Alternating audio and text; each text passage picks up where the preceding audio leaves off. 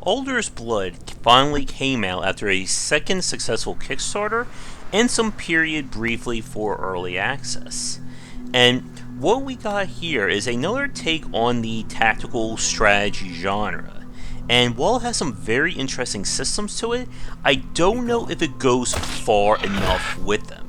Our story takes place in a ruined Earth, where half men, half demons known as hunters roam the lands trying to deal with the demons and creatures that are threatening to kill us all. When a strange event involving our leader happens, it's up to us to try and make sense out of it and hopefully save a world that's trying to kill us.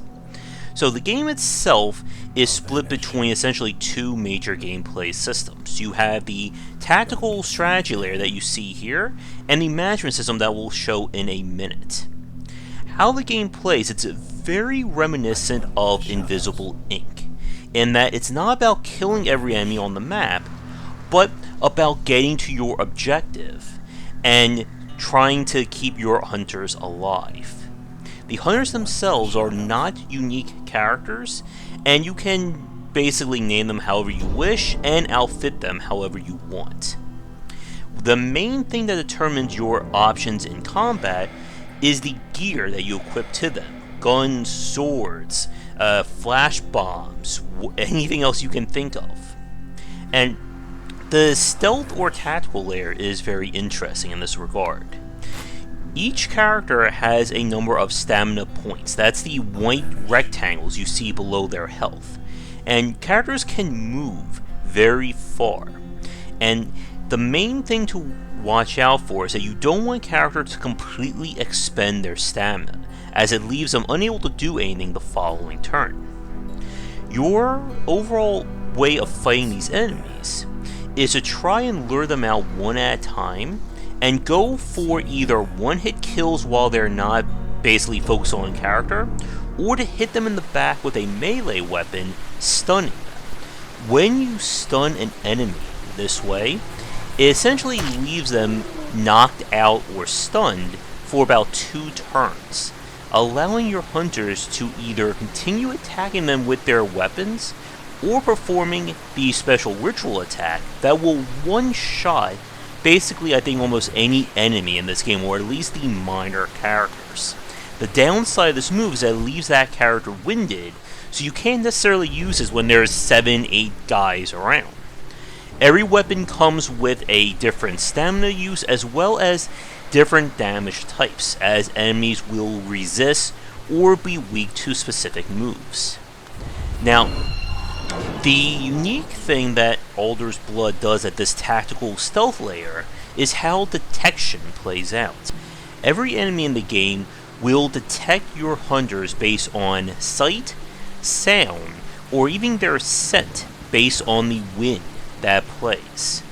And you'll have to manage how you want enemies to detect your characters and lure them into traps whenever you can. Though the basic rule set here is that the enemies are very dangerous in open combat, but getting the drop on them via traps, stuns, or whatever leaves them very much exposed. And like we said earlier, most of the time your mission is not to kill every enemy. And later missions do promise the idea of having super or more powerful enemies spawn in if you're taking too long or if you do bad things during a map. And like Invisible Ink, I really like this kind of tactical stealth element to it. I was a longtime fan of Metal Gear Acid, and I always enjoy when games do things unique when it comes to turn-based stealth.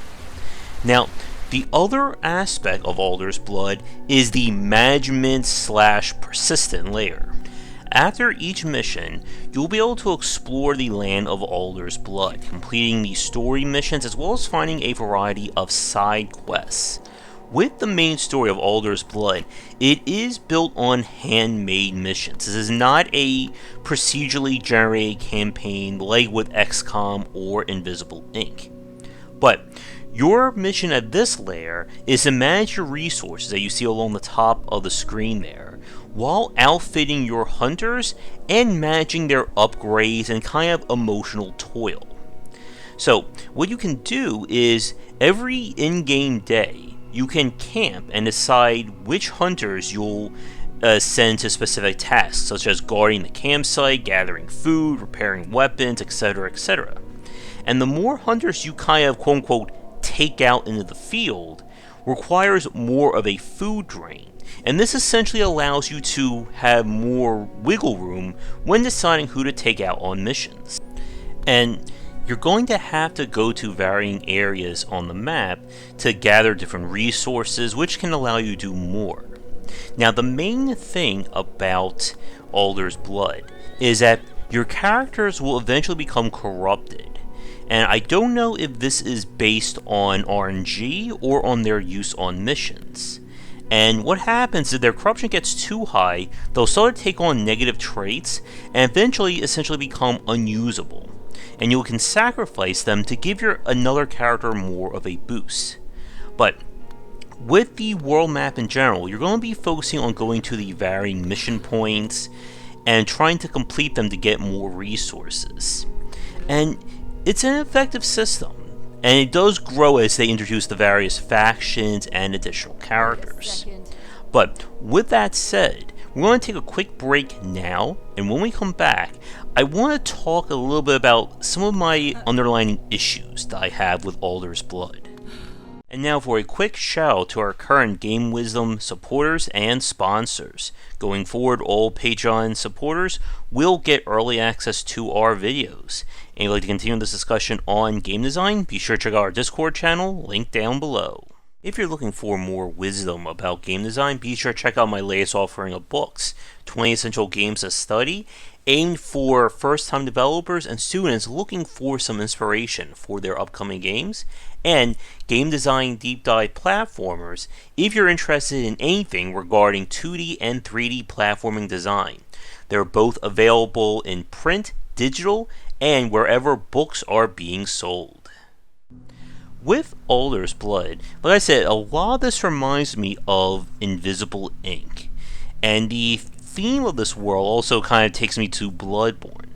But the problem that I had with Invisible Ink from a design standpoint was I felt that the mechanics and systems could have been more fleshed out. With Alder's Blood here, in a strange way, I feel like this is the opposite. That what's in the game right now isn't expansive enough, I feel, to cover the base campaign, which the store page estimates at about 10 hours, and then going to 40 if you want to do all these side quests and that kind of content. And my issues are that from the tactical stealth layer, first off, because your characters themselves don't necessarily bring anything to them, it's always about the actual weapons and the gear, it means that it becomes very limiting.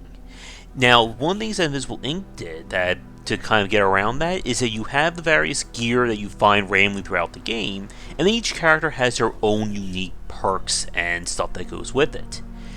Alder's Bloods make use of nondescript characters, and they did that in order to kind of make use of that whole corruption system that we talked about in the last part.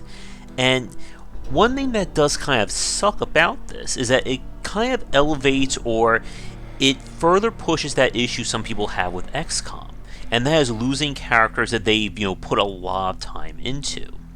Because the corruption has no counter, it doesn't matter how well or poorly you play, you are going to lose characters. It makes it a lot harder to care for them or get personally invested in them. And the persistent layer itself didn't feel like it was really growing or really offering a lot of choices. Again, you're dealing with a few basic resource managements as well as trying to craft new gear. But I didn't feel that same sense of wanting to play through the entire campaign as we do with games like XCOM, or having the variety of situations and things to deal with as with Invisible Ink. Now, one slight UI issue that I wanted to mention here is that I do wish that there was a little bit more of a tell when it came to where enemies were going to go on their next turn. Because you'll run into those situations where you'll set up a character, and the guy, instead of going where you thought he would, he'll turn around, spot them, or he'll just go in some random direction, and then you're kind of in big trouble.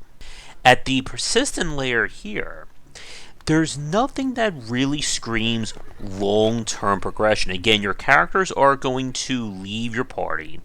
The only thing that really stands around, or stays around, are the equipment that you're going to find or craft. And I was kind of hoping for, I think, a little bit more in terms of decision making at this part of the game. Again, once you've gotten like a crew that you really like, you don't really need a huge party.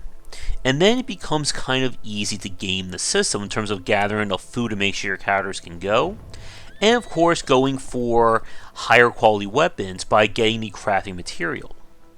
And again, there is no real sense of long-term progression or mechanical growth when it comes to these characters. The passives you choose are just that.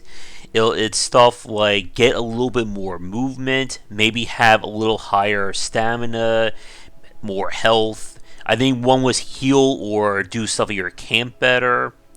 And again, none of that really changes these characters in the same way as we see from other tactical strategy games. So with all that said, I did enjoy my time with Alder's Blood. I liked the lore, the overall look of the game, and again, the basic tactical stealth system works, but I don't feel like there's enough connection between the stealth layer and kind of the management layer to make it a very cohesive design. And I'm curious, for those of you who played it, what did you think of it? And if you did play this all the way through to the end, how did things grow or change, or did they? As I said, there are hints that there are stronger enemies to fight, but I don't know if they change the rules in terms of how you can deal with them. Nevertheless, I would like to thank developers for giving me a press key to check this one out, and I'll include a link to my interview with one of the developers in the description down below. If you'd like me to tackle your game in the future, please don't hesitate to get in touch and come back for daily discussions on game design here and on game wisdom, where some of the art and science of games. Once again, this has been Alder's Blood, and I will see you all next time. Thanks for watching the video. If you enjoy things, be sure to do all the liking and subscribing that the kids are doing these days. Check out our Discord channel link down below, where we hang out and chat game design, and come back later tonight for our regular streamings. But that's it. And tune in for more great content here and on Game Wisdom, where we examine the art and science of games.